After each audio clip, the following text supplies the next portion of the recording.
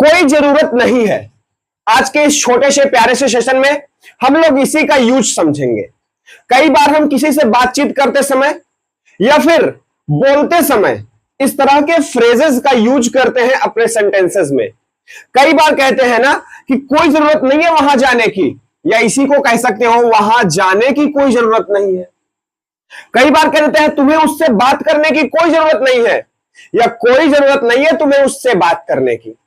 लोग घुमा फिरा के सेंटेंसेस को बोलते हैं, तो इसलिए मैं दोनों तरीके से बोल के बता रहा हूं। उसे काम करने की कोई जरूरत नहीं है, इसी को और क्या कह लेते हैं, कोई जरूरत नहीं है उसे काम करने की।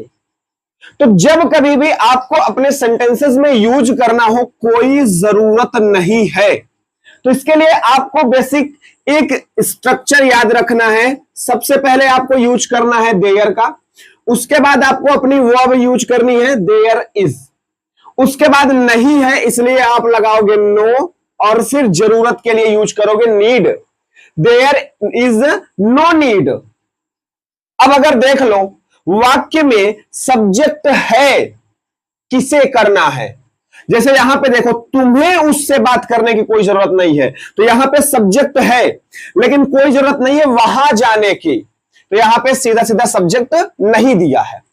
उसे काम करने की कोई जरूरत नहीं है, तो काम कौन करेगा, उसे यहां पे सब्जेक्ट दिया है।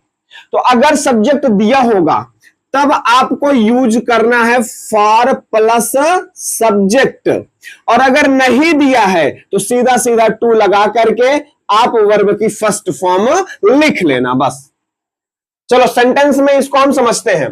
कोई जरूरत नहीं है वहां जाने की, और चाहे इसको कह दे वहां जाने की कोई जरूरत नहीं है, सेंटेंस तो ऐसे ही बनेगा। पहले आप बोलोगे देयर, और उसके बाद क्या लगा लेना इज, और फिर नो, और आगे बढ़ेंगे need, there is no need.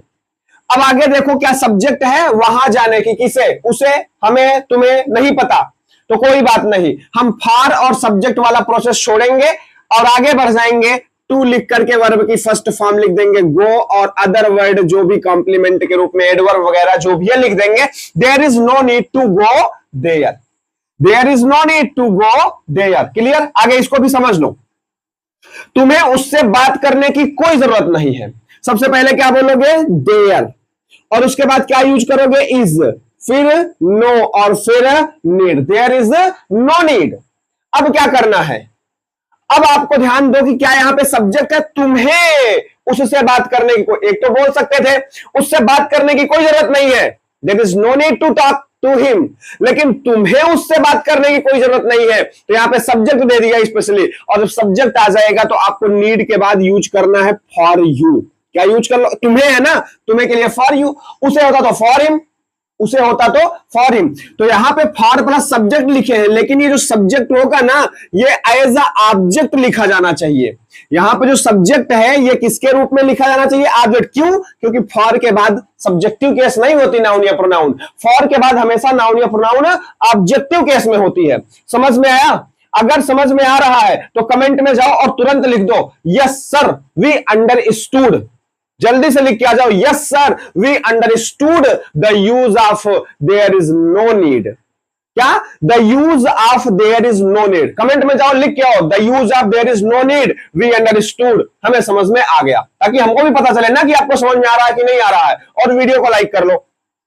आगे बढ़ते हैं। There is no need for you, ये यू ऑब्जेक्टिव केस में लिखा होना चाहिए, ध्यान दो ऑब्जेक्टिव केस में है ये, क्योंकि फॉर के बाद फॉर प्रीपोजिशन, और प्रीपोजिशन के बाद हमेशा ऑब्जेक्टिव केस होता है, प्रीपोजिशन के बाद हमेशा objective case. There is no need for you. अब आगे क्या है, उससे बात करने की, to talk to him, there is no need for you to talk to him.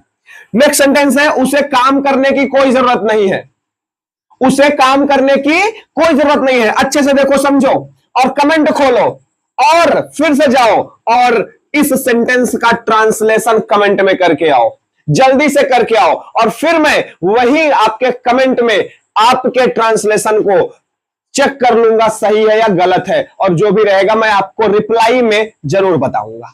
तो जल्दी से इस सेंटेंस का ट्रांसलेशन कमेंट में करो, और फिर हम लोग मिलते हैं नेक्स्ट सेशन में। तब तक के लिए बाय बाय, अपना ख्याल रखना, लेकिन इस सेंटेंस का ट्रांसलेशन करके जाना, चाहे वीडियो लाइक करो या ना करो, चाहे वीडियो शेयर करो या ना करो, चैनल सब्सक्राइब करो या ना करो, लेकिन इसको ट्रांसलेट जरूर करना, ताकि पता तो चले कि आपको क्या इसका यूज समझ में आया या नहीं आया। और अगर नहीं आया है तो भी बताओ, मैं फिर से समझाऊंगा, क्योंकि मैं हूं ना अभी। ओके, मिलते हैं हम लोग नेक्स्ट सेशन में, तब तक के लिए बाय बाय, अपना ख्याल रखना।